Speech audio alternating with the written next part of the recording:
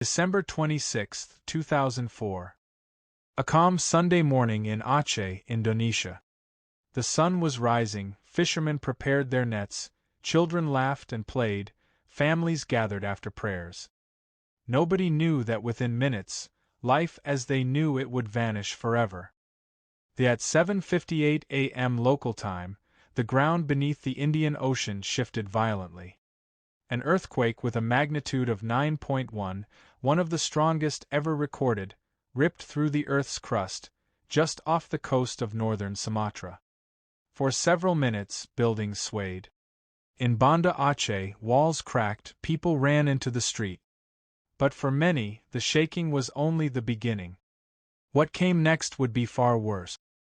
Along the beaches of Aceh, something strange began to happen. The ocean pulled back, exposing the seabed. Fish flopped helplessly, coral reefs lay bare. Curious villagers walked out, some even collecting fish. They didn't know this was nature's most terrifying warning. From deep beneath the ocean, a wall of water was racing toward them, faster than a jet plane. Then it came. A roar like thunder. A dark shadow rising on the horizon. A wall of water, more than 30 meters high in some areas, slammed into Aceh's coastline with unimaginable force. Houses crumbled like paper. Cars, trees, and people were swept away instantly.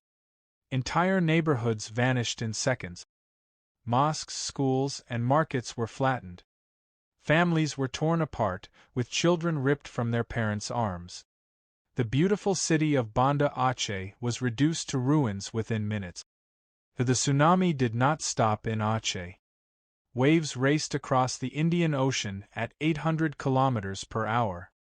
In Thailand, tourists on Phuket's beaches were caught off guard. In Sri Lanka and India, coastal villages were destroyed. Even as far as East Africa, the waves still carried deadly power. In total, 14 countries were struck. More than 230,000 lives were lost, making it one of the deadliest natural disasters in human history. In the chaos, stories of survival and heroism emerged. A mother clung to a floating door for hours until she was rescued. A child was found alive days later, carried inland by the waves. Locals and foreign aid workers risked their lives to pull survivors from the rubble. Hospitals were overwhelmed. Thousands of bodies lay unclaimed. Survivors searched desperately for missing loved ones. The smell of salt, mud, and death filled the air. Aceh was devastated, but its people refused to give up. The world reacted with shock and compassion. Within days, international aid began to arrive. Planes from around the world carried food, medicine, and rescuers. The disaster sparked one of the largest humanitarian responses in history, with billions of dollars in donations.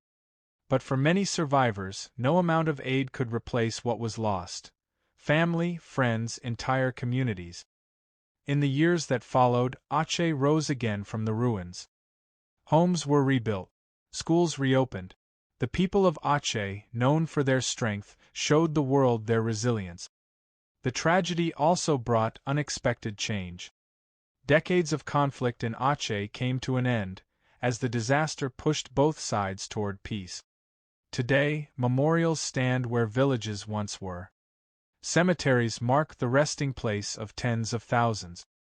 And every year, survivors gather to remember. The 2004 Aceh tsunami was not just an Indonesian tragedy. It was a human tragedy. It showed us the destructive power of nature, but also the strength of humanity to rise again. We remember those who perished.